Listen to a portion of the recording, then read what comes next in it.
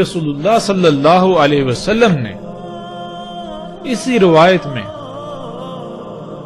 دجال کے اس فتنے کو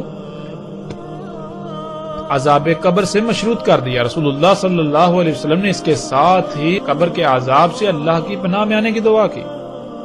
عذاب قبر کیا ہے؟ جب تک ہم اسے نہیں سمجھیں گے ہمیں اس بات کی سمجھ نہیں آئے گی۔ اس وقت ہم عذاب قبر پر بات نہیں کریں گے کیونکہ یہ الگ موضوع ہے جس کا ذکر ہم آگے جا کر کریں گے، لیکن مختصر بات کرتے ہوئے آگے بڑھیں گے۔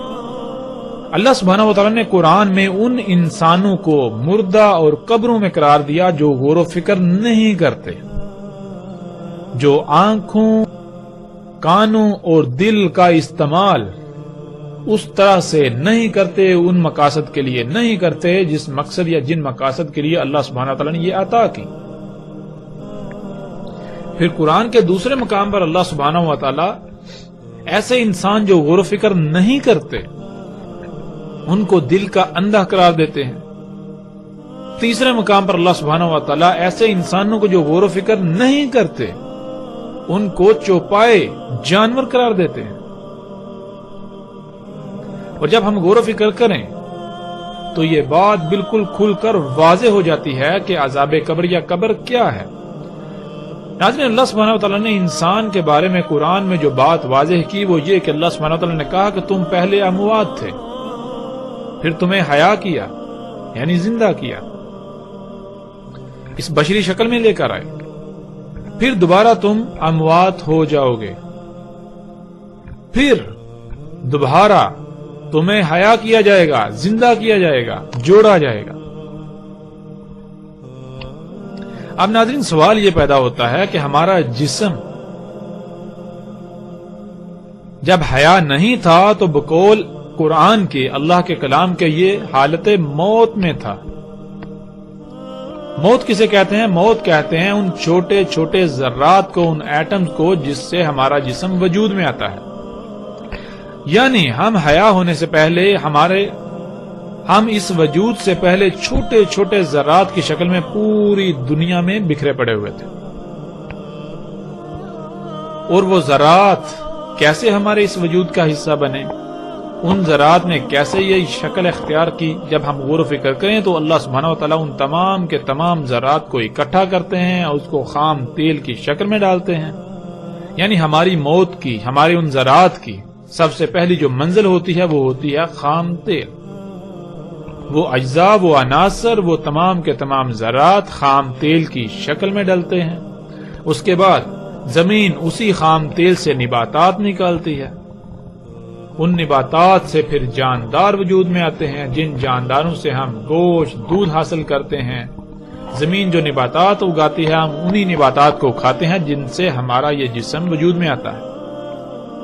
ناظرین، اب جب ہم غور و فکر کریں تو ہمیں پتہ چلتا ہے کہ ہماری موت اور حیات کے درمیان کچھ عوامل ہیں، کچھ مراحل ہیں۔ وہ کیا ہیں؟ ہماری موت جو کہ ہمارا مواد ہے، ہمارا میٹیریل ہے جس سے ہمارا جسم وجود میں آیا، وہ سفر کرتی ہے، کچھ مراحل سے گزرتی ہے۔ وہ مراحل کون سے ہیں؟ وہ مراحل یہ ہیں کہ ہمارا یہ جسم بننے سے پہلے ہمارا یہ جسم وہ مواد کہاں تھا، یعنی وہ گوشت کی شکل میں تھا۔ گوشت کس کا؟ گائے، بکری یا مختلف جانوروں کا۔ یعنی ہمارا یہ مواد، ہماری یہ موت ہمارے اس جسم کا حصہ بننے سے پہلے مختلف جانوروں، جانداروں کی شکل میں تھی، گوشت کی شکل میں، دودھ کی شکل میں، پھر یہ سبزیوں، پھل فروٹ، گھاس پھوس کی شکل میں تھی۔ اسی طرح جیسے جیسے پیچھے جائیں تو وہ ذرات کی شکل میں ملتی۔ ذرات یعنی موت سے لے کر اس حیات کے درمیان، اس کو اللہ سبحانہ تعالی نے قرآن میں حالت قبر کہا ہے۔ جیسا کہ ہم پیچھے بات کر چکے ہیں کہ جو لوگ غور و فکر نہیں کرتے، ایک مقام پر اللہ سبحانہ تعالی انہیں اندھے قرار دیتے ہیں، دوسرے مقام پر انہیں چوپائے قرار دیتے ہیں، تیسرے مقام پر انہیں اموات اور قبروں میں قرار دیتے ہیں۔ یعنی انسان اور باقی مخلوقات، باقی جاندار مخلوقات میں جو شے تمیز کرتی ہے وہ یہ ہے غور و فکر کرنا۔ جو غور و فکر کرتے ہیں وہ تو حیات ہیں، وہ تو زندہ ہیں، اور جو غور و فکر نہیں کرتے وہ مردہ ہیں، کیونکہ انسان کو اسی مقصد کے لیے دنیا میں بھیجا گیا کہ وہ غور و فکر کرے اور جانے کہ وہ کس مقصد کے لیے دنیا میں بھیجا گیا، اس کی حقیقت کیا ہے، اس کا اول و آخر کیا ہے۔ جب انسان کے اس جسم سے روح کھینچ لی جاتی ہے تو پھر یہ جسم دوبارہ ان عوامل سے گزرتا ہوا، ان مراحل سے گزرتا ہوا، انہی ذرات کی شکل میں تبدیل ہو کر پوری دنیا میں بکھر جاتا ہے جیسے کہ وہ پہلے تھا۔ یعنی جب اس جسم سے روح کھینچ لی جاتی ہے، اس کو وفات دی جاتی ہے، تو پھر یہ جسم مختلف مخلوقات، جاندار مخلوقات کا حصہ بنتا ہے۔ اس جسم کو مختلف کیڑے مکوڑے کھاتے ہیں، وہ کیڑے مکوڑے اور مخلوقات کی خوراک بنتے ہیں، یعنی ان کے وجود کا حصہ بن جاتے ہیں۔ اس طرح چلتے چلتے پیچھے چلتے چلتے ایک وقت ایسا آتا ہے جب دوبارہ انسان اسی حالت میں پلٹ جاتا ہے جس حالت میں وہ پہلے تھا، چھوٹے چھوٹے ذرات کی شکل میں وہ پوری دنیا میں بکھر جاتا ہے۔ تو ان ذرات میں بکھرنے سے لے کر اس جسم کے درمیان، یعنی وفات ہونے کے درمیان جتنے بھی عوامل ہیں، انسان کا جسم جن جن مخلوقات کے وجود کا حصہ بنے گا وہ حالت قبر کہلاتی ہے۔ اور قرآن میں اللہ سبحانہ وتعالی یہ بات بھی واضح کر دیتے ہیں کہ جو اجسام طیب ہوتے ہیں، طیب اجسام سے نکلنے والی روح کے لیے آسمان کے دروازے کھول دیے جاتے ہیں، یوں وہ اوپر چلی جاتی ہے جنتوں میں۔ لیکن اس کے برعکس خبیث جسم سے نکلنے والی روح کے لیے آسمان کے دروازے نہیں کھولے جاتے، بلکہ اس روح کو واپس پلٹا دیا جاتا ہے۔ کون سا آسمان؟ پہلا آسمان زمین کا، جو کہ سطح زمین سے 12 کلومیٹر تک ہے۔ یعنی اگر کوئی انسان خبیث ہے، کسی انسان کا جسم خبیث ہے، اس سے نکلنے والی روح جب اس کو وفات دی جاتی ہے تو اس کے لیے آسمان کے دروازے نہیں کھولے جاتے، اسے واپس پلٹا دیا جاتا ہے۔ اور جب واپس پلٹا دیا جاتا ہے تو ناظرین، جسم کو زندہ ہونا چاہیے تھا، ہم دیکھتے ہیں جسم زندہ نہیں ہوتا، تو پھر وہ روح کہاں جاتی ہے؟ وہ بجلی، وہ الیکٹرک جس نے ہمارے اس وجود کو زندہ کیا، وہ روح، وہ الیکٹرک، وہ بجلی پھر ان کو ایکٹیو کر دیتی ہے جو وجود، جو مخلوقات، جو جاندار، جو جانور وغیرہ ہمارے اس جسم سے وجود میں آتے ہیں، وہ ہے حالت قبر۔ تو پھر خبیث جسم سے کیا بنے گا؟ خبیث سے خبیث ہی وجود میں آئے گا۔ تو خبیث کون سے جاندار ہیں؟ ہم غور و فکر کریں، سانپ، بچھو، اس طرح کے طرح طرح کے غلیظ اور خبیث جتنے بھی جاندار ہیں، گویا کہ یہ سب کے سب انسان کی حالت قبر ہے۔ انشاءاللہ ناظرین، اللہ کے فضل سے قبر کے عذاب کے اوپر قرآن سے، آیات کی روشنی میں ہر پہلو سے، ہر لحاظ سے کھول کھول کر بات کریں گے، لیکن آئندہ نشستوں میں الگ موضوع کے تحت۔ ناظرین، یہاں سوال یہ پیدا ہوتا ہے کہ رسول اللہ صلی اللہ علیہ وآلہ وسلم نے دجال کی اس سبزہ خوشحالی دکھانے والی آنکھ کو عذاب قبر سے مشروط کیوں کر دیا؟ اس کے ذکر کے فوراً بعد اللہ سے قبر کے عذاب سے پناہ میں آنے کی دعا کیوں کی؟ اس لیے کیونکہ آج یہی دجال کی آنکھ جو ہمیں سبزہ دکھاتی ہے، جو ہمیں خوشحالی دکھاتی ہے، وہ سبزہ نہیں ہے۔ آج یہی دجال کی آنکھ جو کچھ اللہ نے حرام کیا، جو خبیث ہے، اس کو مزین کر کے دکھاتی ہے، اس کو حلال بنا کر، طیب بنا کر پیش کر رہی ہے، اور پوری دنیا کے انسان ایسی خبیث خوراک کو اپنے جسم کا، اپنے وجود کا حصہ بنا رہے ہیں۔ اس بات سے غافل کہ جب اس جسم سے روح نکالی جائے گی تو اس کے بعد ان کے ساتھ کیا ہوگا؟ جب جسم خبیث خوراک سے، خبیث غذا سے وجود میں آئے گا تو اس جسم سے خبیث مخلوقات وجود میں آئیں گی جو کہ انسان کی حالت قبر ہوگی۔ ان مخلوقات کو جن مصیبتوں تکلیفوں کا سامنا کرنا پڑے گا، جن حالات کا سامنا کرنا پڑے گا، گویا کہ وہ آپ ہیں۔ ابھی تو اس کا شعور نہیں ہے، لیکن اس کا شعور انسان کو اسی وقت ہوتا ہے جب وہ شعور جو اس جسم میں داخل کیا گیا، جو اس جسم میں ہے، اس کو نکال کر ان مخلوقات میں ڈال دیا جائے گا۔ آج ہم دیکھتے ہیں پوری دنیا میں خبیث خوراک کو دنیا کے سامنے مزین کر کے پیش کیا جا رہا ہے، اور پوری دنیا اس خوراک کو اپنے جسم کا حصہ بنا رہی ہے۔ رسول اللہ صلی اللہ علیہ وسلم نے کہا تھا کہ کسی کے چہرے پر پھونک مت مارو، کھانے پر پھونک مت مارو۔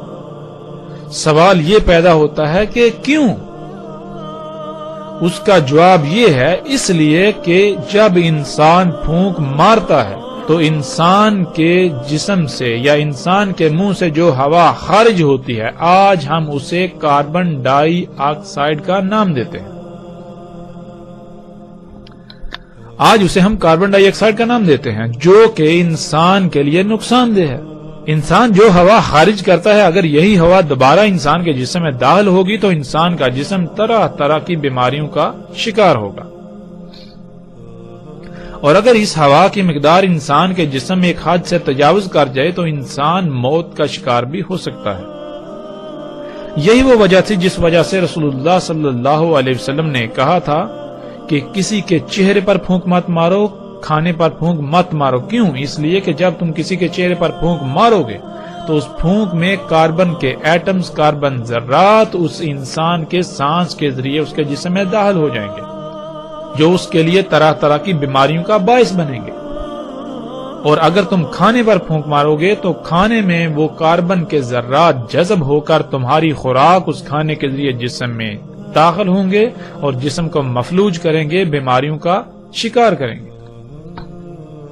اور ناظرین، آج دجال کی یہ آنکھ پوری دنیا کو اسی گیس کو اپنے جسموں میں انڈیلنے کی دن رات دعوت دے رہی ہے، اور یہ آنکھ اسی گیس کو مزین کر کے دکھاتی ہے۔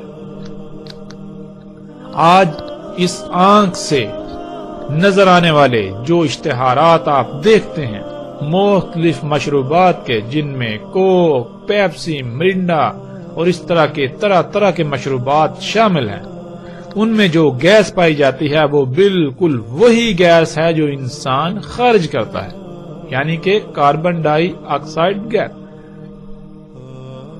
رسول اللہ صلی اللہ علیہ وسلم نے اس کی معمولی سے معمولی مقدار سے بھی منع کیا، اس سے دور رہنے کی تلقین کی، لیکن آج انسان اس کے برعکس ایک بہت بڑی مقدار میں اسی گیس کو اپنے جسم میں انڈیلتا ہے اور پھر طرح طرح کی بیماریوں کا شکار ہوتا ہے۔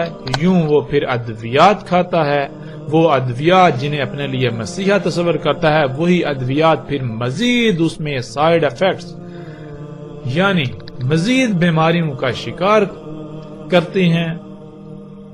پھر انسان اسی گن چکر میں دھنس کر رہ جاتا ہے۔ اس کے باوجود وہ ان تمام کی تمام اشیاء، ان تمام کی تمام ایجادات، ان تمام کی تمام مخلوقات کو اپنے لیے مسیحا تصور کرتا رہتا ہے۔ آج یہی دجال کی آنکھ طرح طرح کی خبیث خوراکیں جو ہمارے سامنے پیش کرتا ہے،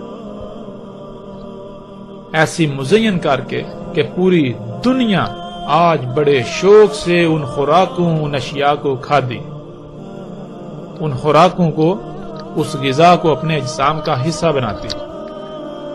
قرآن میں اللہ سبحانہ و تعالی نے بہت سختی سے منع کر دیا۔ آج یہی دجال کی آنکھ پوری دنیا کے انسانوں کو ایسے بیج استعمال کرنے کی دعوت دیتی ہے کہ جو غیر فطرتی ہیں، جن بیجوں سے اگنے والی فصلیں، پھل، سبزیاں کھانے سے انسان طرح طرح کی بیماریوں کا شکار ہو رہے ہیں، طرح طرح سے مفلوج ہو رہے ہیں۔ ناظرین، یہی وہ وجہ تھی جب رسول اللہ صلی اللہ علیہ وسلم نے ذکر کیا اس سرسبز شیشے کی آنکھ کا، جو سبزہ دکھاتی ہے، جو خوشحالی و ہریالی و ترقی دکھاتی ہے، اس کی طرف دعوت دیتی ہے تو ساتھ ہی مشروط کر دیا قبر کے عذاب کو، ساتھ ہی اللہ سے عذاب قبر میں پناہ میں آنے کی دعا کی۔